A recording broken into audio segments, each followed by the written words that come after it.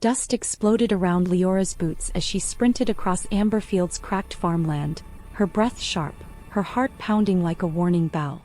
Behind her, the rumble of approaching construction trucks shook the earth. She didn't stop or breathe. She threw herself in front of the lead vehicle, palms out, chest heaving. "Please, wait. Just stop the engine," she gasped, words tumbling over one another. "You can't do this. Not here." The driver slammed on the brakes, gravel spraying. Men jumped down, cursing, waving documents in her face, telling her to move because she was wasting her time. Telling her her husband couldn't save her, that he was nothing but a security guard trying to play big city hero.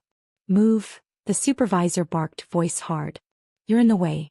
We have permits, legal permits." Leora didn't flinch. She simply stared them down, her voice low and steady, but her words shook. "You think you know who he is?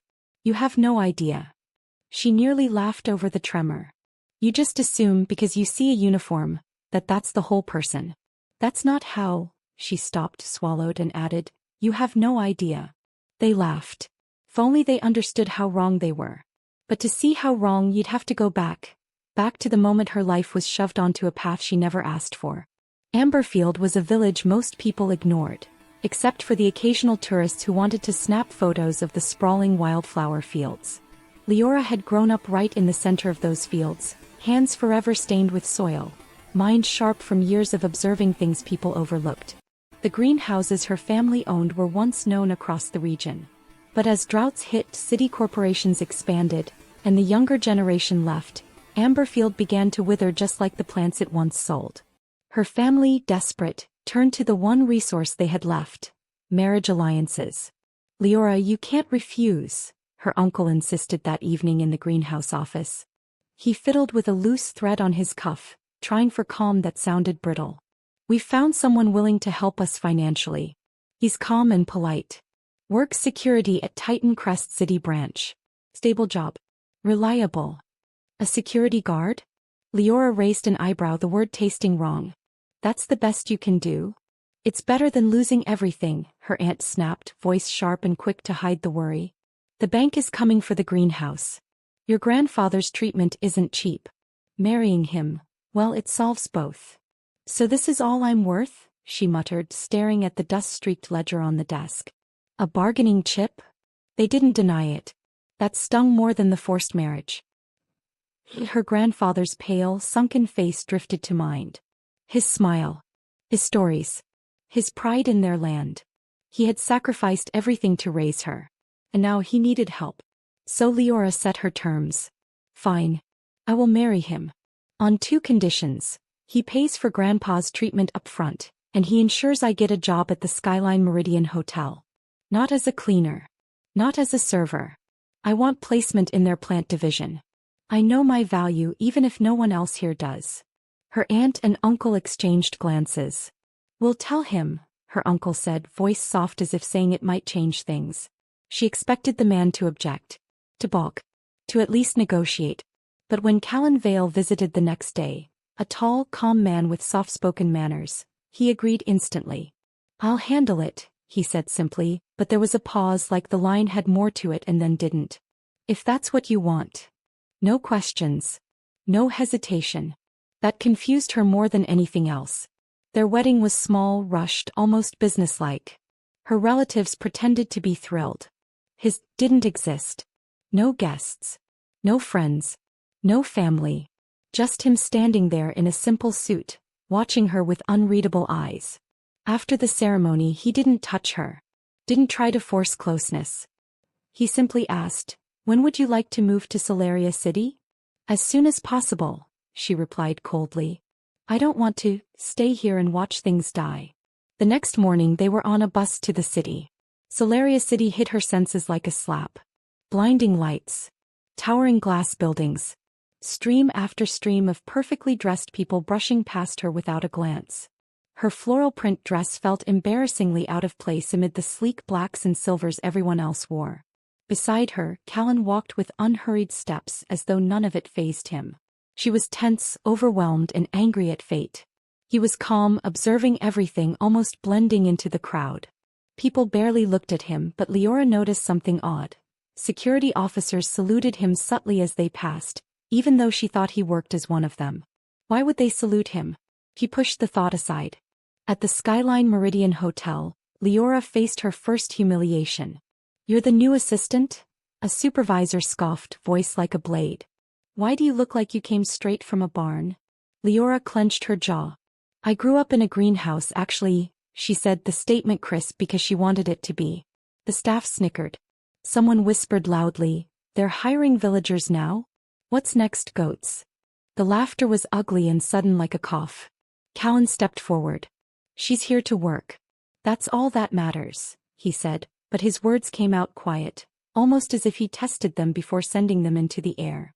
The supervisor rolled her eyes. "And you are?" His expression didn't change. "Just a guard," he answered flatly, but the way he said it, too calm, too practiced, felt like a mask. "Then stay in your lane," she spat. For the first time, Leora saw a flicker in his eyes. Not anger, but something colder, deeper, far more controlled than any normal security guard's reaction. He didn't reply. He simply nodded and walked away. Her actual work assignment was messy, exhausting, and far beneath her skill. They didn't let her touch rare plants. They barely let her near the greenhouse room. She was expected to clean gardening tools and sweep dirt while others bragged about their fancy degrees and their urban expertise. Every night she returned to the tiny apartment they shared. Callan always cooked dinner quietly, setting a plate in front of her before going to sit by the window with a book. He didn't force conversation. Didn't complain. Didn't treat her like she was trapped in a transaction. He treated her gently. And that confused her even more. Her turning point came 2 weeks later. The moon orchids, priceless, genetically rare, extremely sensitive, began drooping. Their leaves yellowed. Their stems softened. Panic spread across the hotel staff. "These orchids were sponsored by Titan Crest," the manager shouted, voice frayed at the edges. "If they die, we're finished." Experts were called. Horticulturists arrived. They examined the plants for hours, muttering technical jargon. Their verdict: the orchids were infected with a soil toxin that would kill them within 24 hours. The manager wailed, voice pitched too high. "We're ruined. We can't, how do we, this is a disaster."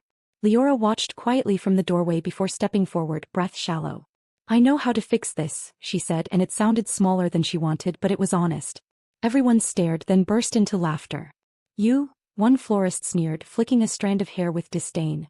"You're a village girl who cleans tools." "I worked with orchids all my life," she replied, heat rising in her chest. "Not these specific ones, but I understand how this soil reacts. You need to neutralize the toxin using aged rice wine." They laughed harder. "Rice wine? Are you going to season the orchids like chicken?" Someone barked, mocking. Leora clenched her fists. "If you don't try my method, they will die." "We will not use peasant remedies," the manager snapped, cheeks flushing. "Get out." She walked away, swallowing frustration, but Callan intercepted her in the hallway. "Your method works?" he asked softly, as if asking might break something fragile between them. "Yes," she said, surprised the word left her so easy. If they weren't so arrogant, they'd know. He didn't respond. He simply disappeared for 10 minutes, then returned holding a bottle of aged rice wine and a pair of gloves. "How much do you need?" he asked, voice lower than usual, like he was trying to make a small mercy sound normal. She blinked. "You believe me?" His eyes softened. He stopped, searching for the right shape. "I believe in you," he said finally, and the way he said it made her stomach flip because it meant more and less than the words. Together they slipped into the greenhouse after hours. She worked quickly, mixing the neutralizing solution, adjusting moisture, cleansing the soil. Callan held the light for her without complaint, his hands steady, his breathing even. By morning the orchids stood taller. Their leaves were firming. Their petals regained color. The entire staff gasped when they saw them. How did this happen?" someone stammered, disbelief cracking in their voice. The manager nearly fainted. "Who saved them?" he demanded, voice frantic. Leora stepped back as the staff began arguing among themselves, each pretending they had a role. She didn't claim credit. Didn't say a word. But Callan watched her with a look of pride she didn't understand. Her abilities finally reached the right ears. A week later, the hotel's floral exhibition host fell sick. Leora was chosen reluctantly, due to her orchid miracle. She stood before elite guests in a borrowed dress, nerves shaking like a bird in a storm. But the moment she began speaking, confidence flowed. Her knowledge was unmatched. Her accent softened. Her English clear and steady. People listened. Some guests even clapped. But not everyone was pleased. During the gala dinner that followed, a group of wealthy socialites cornered her. "So, village girl," a woman sneered, lips thin. "Did you memorize your lines or do you actually know what you're talking about?" Leora forced a smile that felt like a brittle thing. "Did you memorize your insults or do you naturally sound like that?" She shot back, and the retort came out meaner than she expected because it was also a shield. Gasps erupted around the table. The woman glared. "Watch your tone. People like you don't belong here." Callan approached quietly, shoulders square. "Is there a problem?" he asked, tone flat but a little too even to be casual. Her eyes rolled so hard Leora thought they might fall out. "Oh look, the bodyguard speaks. Perfect match, really." The woman's voice dripped with cheap amusement. Her husband didn't react. He rarely did. But she noticed the subtle tension in his shoulders. The woman signaled a waiter and pointed to the most expensive platter on the menu. Imported seafood worth more than Leora's monthly salary. "Since you two claim you belong here, why don't you buy this?" she said, voice sharp. Leora's stomach twisted. "We're not playing your games," she said quickly, meaning both refusal and hurt. "Then you don't belong here," the woman said like a verdict. Callan reached into his pocket, pulled out a sleek black platinum card and placed it on the table. "I'll take 3, he said calmly, but there was a slow, deliberate way he said it, as if he wanted them to feel the tremor under the calm. The entire table froze. No one spoke. No security guard should own that card. The woman's face paled. Leora's voice was barely a whisper, half accusation, half plea. "Callan, what is that?" He didn't answer immediately. He looked down at the card, then at her, then away. "It's a..." He stopped, searching. "It's just a card. A tool." He tried to sound dismissive and only partly succeeded. "Dinner," he said finally, like that made everything ordinary again. The whispers grew. Rumors spread. People watched him differently now. But the truth was still far bigger than anyone imagined. And it wouldn't stay hidden much longer. Callan's card left a silence that felt like the calm before a storm.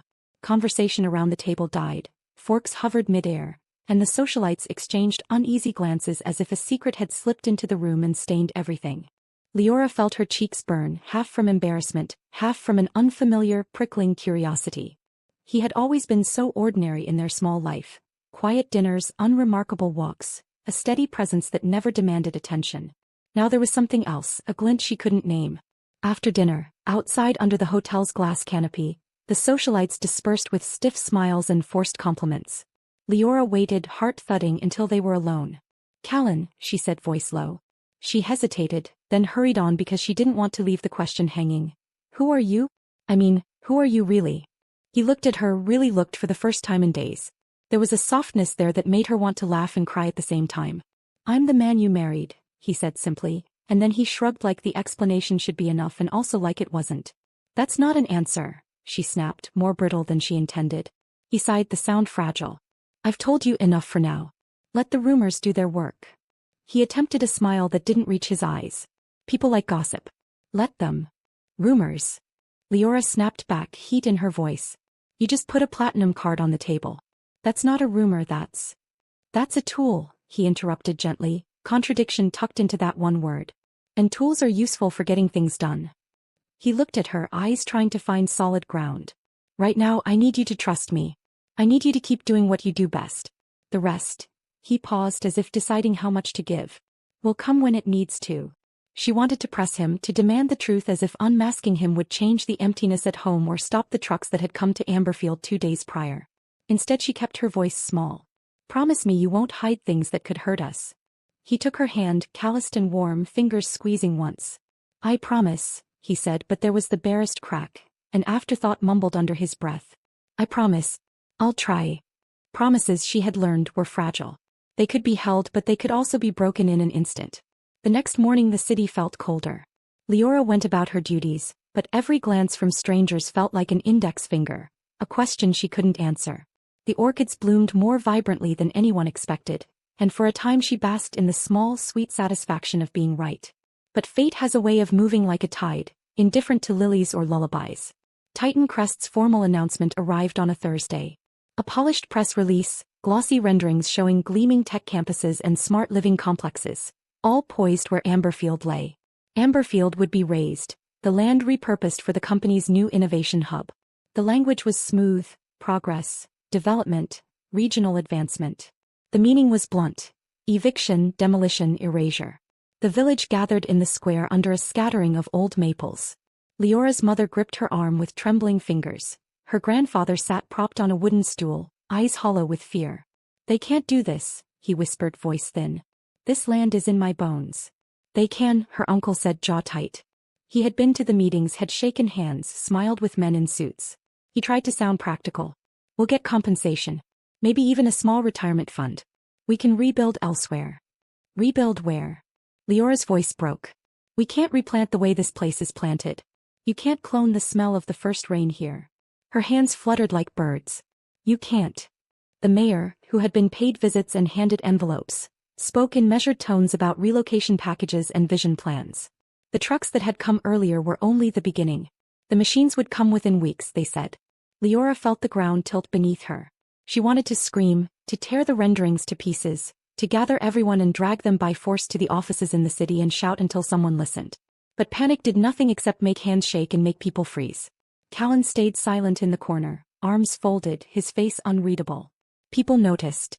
Whispers threaded through the congregation like train tracks. Where is his loyalty, they wondered.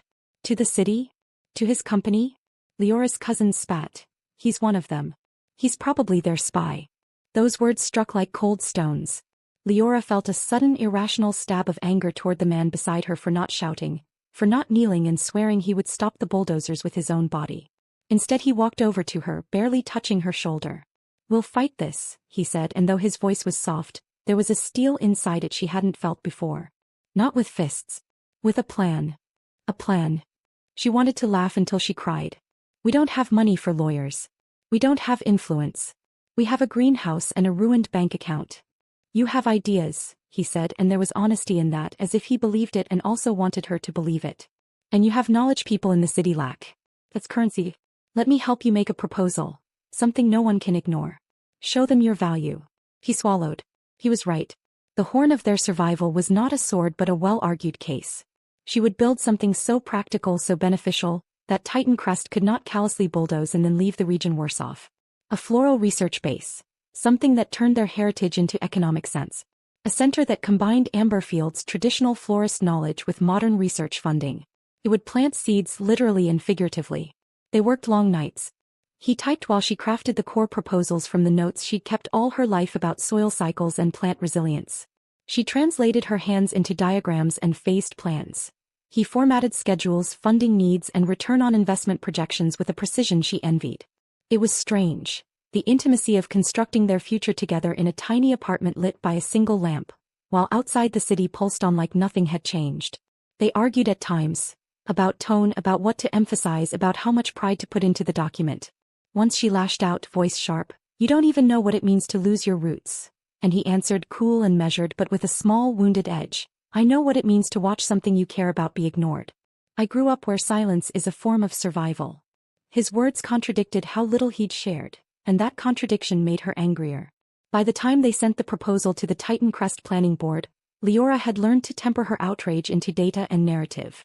She crafted a story showing not only the environmental benefits and economic projections but also the cultural value. Jobs for locals, tourism rejuvenation, educational programs linking youth to botanical sciences. She made it impossible for them to pretend Amberfield was a blank slate. Word reached the press, small then larger. A local blogger wrote a sympathetic piece. A city councilman sent a petulant tweet about obstructionist small-towners. But the noise battled against a wall of corporate PR. People in suits dismissed the petition as sentimental, an emotional appeal unworthy of boardrooms.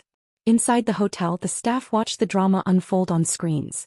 Some cheered her bravery. Others felt vindicated in their prejudice, claiming the company's plans were inevitable. Leora's family watched the coverage in fits and starts, one moment hopeful, the next terrified. Her grandfather's trembling hand would sometimes reach for her on the couch, squeeze once, then release. "Be careful," he would say, voice small. "You are my courage." A week later, Leora received an invitation she hadn't expected. A formal hearing in front of Titan Crest's redevelopment committee. She was to present her proposal. Her hands shook when she saw the letterhead, an ornate emblem, the same everyone had mocked when the trucks first drove through Amberfield. The date burned holes in her mind. Monday, 10 o'clock. It felt like a summons into the lion's den. Callan prepared her with the same patience he'd shown the rice wine cure. Speak from your experience, he told her, voice low. They'll try to intimidate. Don't let them make you small. On the morning of the hearing, she wore a simple suit borrowed from her aunt, the fabric slightly too big, but it made her feel armored. The Titan Crest building rose like a glass cliff, its polished surfaces reflecting the city's sun. Inside it smelled of air freshener and confidence. Men and women in tailored suits moved like predators through the halls, their conversations clipped and efficient. When she entered the boardroom, a low murmur rolled through the gathered executives. They looked her over with the same disdain she'd encountered every time the city met the country. A senior director in a sharp gray suit opened the proceedings with a smile that did not reach his eyes. Ms. Harrow, he said with a polite bow of the head, using her family name as if reciting a fact. We appreciate your interest in our redevelopment plans. Please, present your proposal. She unfurled her notes. Her voice trembled at first, then settled like a hand on a plow. She spoke of soil remediation tactics, of phased tourism strategies, of funding models that paid for themselves.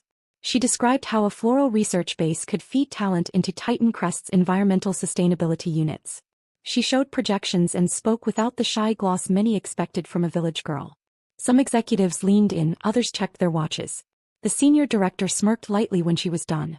A touching plea, he said, voice smooth with practiced dismissal, but not practical. Titan Crest's models are optimized for scale. Small, sentimental projects do not meet our ROI expectations. We have other bids. Among the board sat men whose families had been in suits for generations. They were practiced at the blade of dismissal. Leora felt her stomach knot. She looked toward the back of the room. Callan sat there, unremarkable yet fixed like a northern star. He watched her the way a man watches a horse he plans to bet on, cool and without distraction. For a moment, amid the polished speeches and corporate jargon, she felt oddly safe. A director rose, mock sympathy in his voice. Ms. Harrow, with respect, your plan is admirable. But times change. Progress demands sacrifice. Not if it can be progress without erasure, Leora replied, heat pricking her tears. Her breath hitched sometimes and her words stumbled because emotion did not want to be neat. Progress that costs people their homes and traditions isn't progress at all. There was more she wanted to say, about smell, about the way soil remembers, but she held some of it back because not everything can be made into a slide deck. Laughter rippled. The room smelled of stale confidence. She could see the board's resolve like a brick wall ahead, but she could also see the tiny cracks, an eyebrow raised, a frown, the trace of curiosity. When the session closed, the committee assured her they'd review the plan. Their smiles were diplomatic, their minds perhaps less so. As she left the building, journalists pressed forward, microphones thrust like brambles. Callan remained by her side, his presence steady as an anchor. Someone snapped a photograph of them leaving together.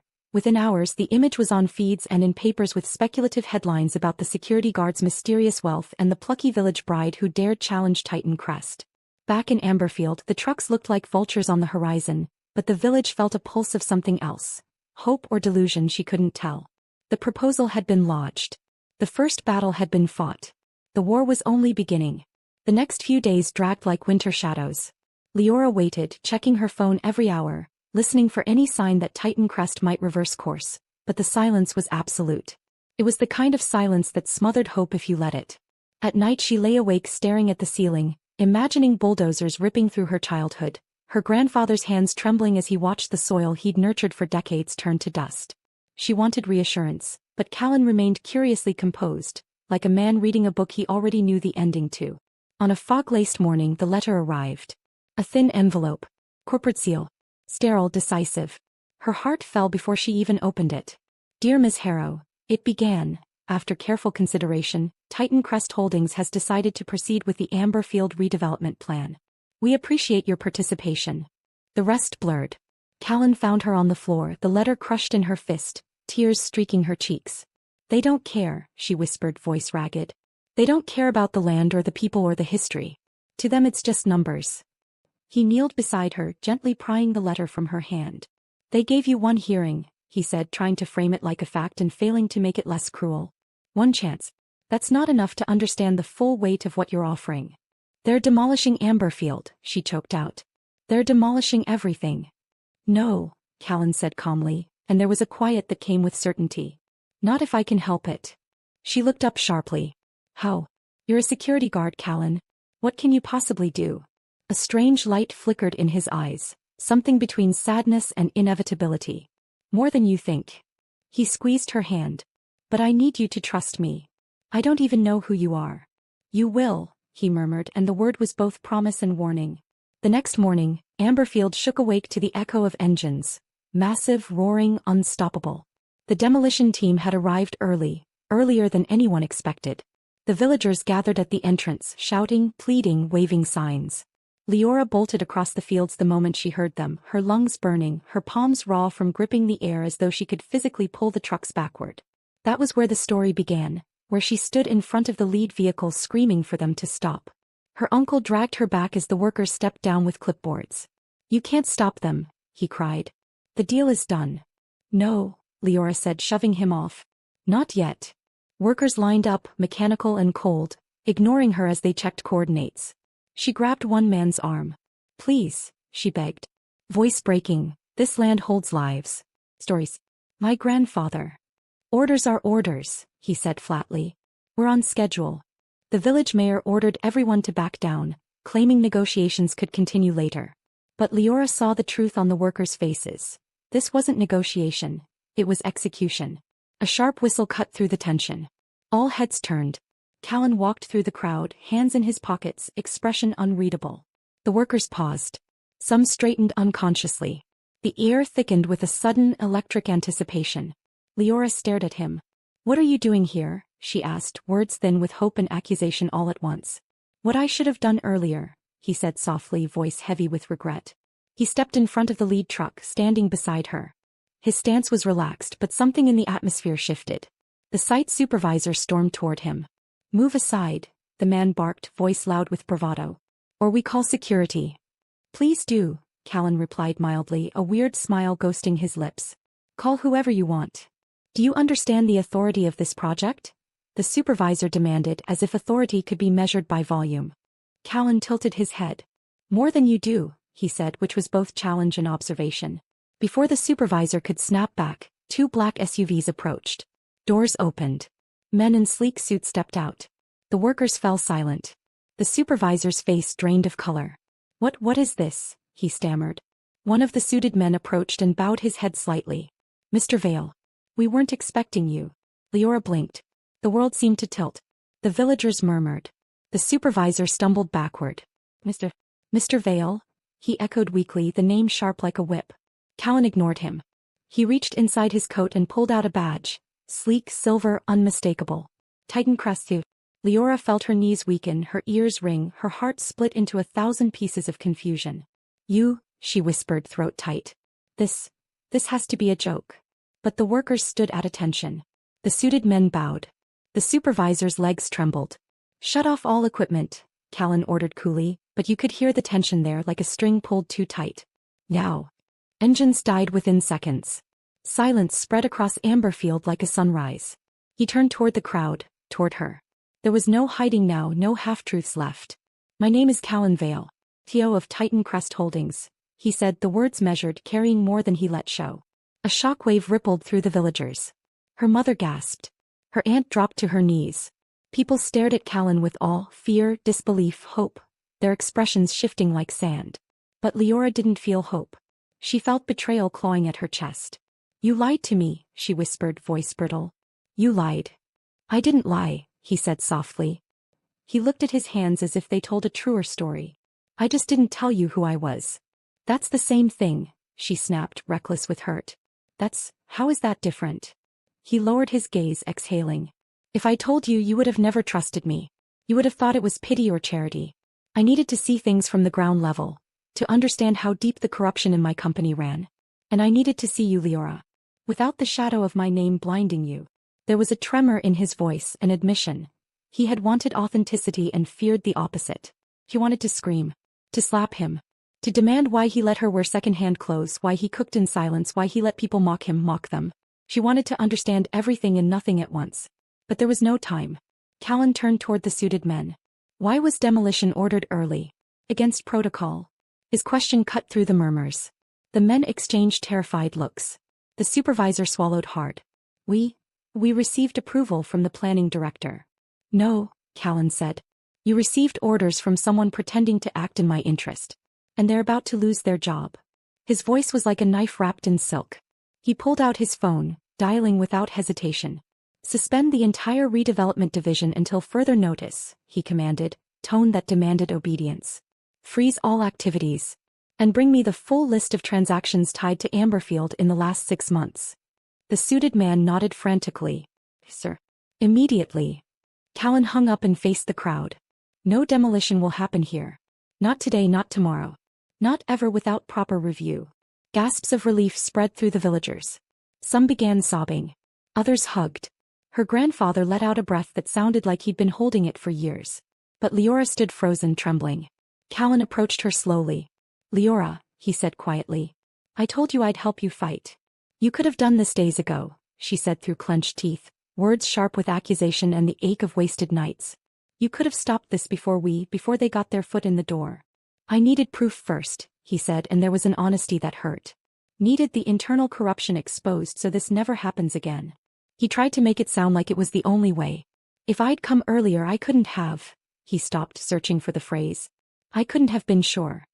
His voice was gentle, but her chest burned. Don't spin this into strategy, she snapped.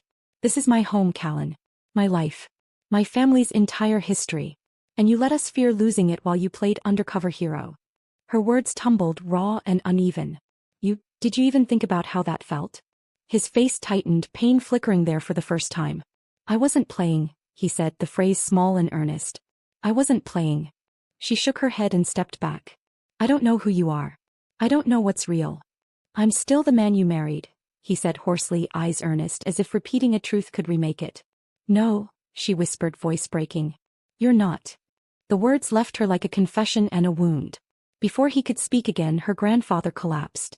Chaos erupted. Villagers rushed. Leora dropped to her knees beside him as he clutched his chest, gasping.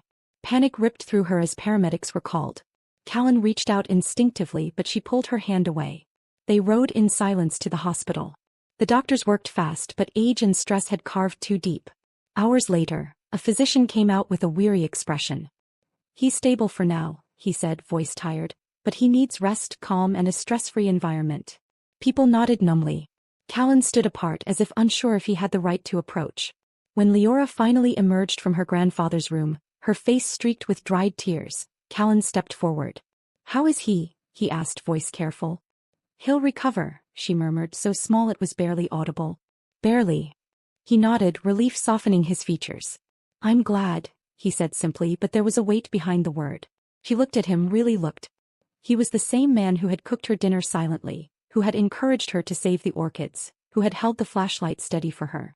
But he was also the man who had frozen an entire demolition team with a single command, a man with power no one in Amberfield could comprehend. Her voice wavered. Why me? She asked, the question fragile and furious. His eyes widened slightly. What? Why did you agree to marry me? She whispered, the words spilling out because they felt necessary. A stranger. A village girl you barely knew. He swallowed, his jaw tense. Because the moment I met you, you didn't treat me like a tool or a paycheck or a corporate stepping stone. You looked me in the eyes. No one does that with me.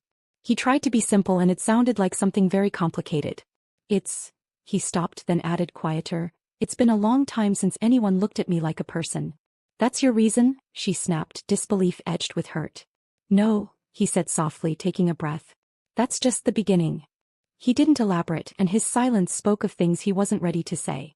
She felt her anger wobble, caught between fury and confusion. She turned away, but he stepped closer. I didn't help Amberfield because of Titan Crest, he said. I helped because you asked me to. Because you believed in something worth fighting for. His voice shook a little. The firmness in it had cracks. Her breath hitched. She hated how his words curved into her heart. He reached for her hand but didn't touch it. Give me time, he murmured. I will earn your trust honestly. Not with my name. With my actions. As if on cue, her phone buzzed. A message from Titan Crest's legal department. A formal notice. The Amberfield demolition project is officially suspended indefinitely. A full investigation into internal misconduct is underway. Mr. Callan Vale has approved the proposal for the Amberfield Floral Research Base. Her hands trembled as she read it. The research base. Her dream. Her village's salvation.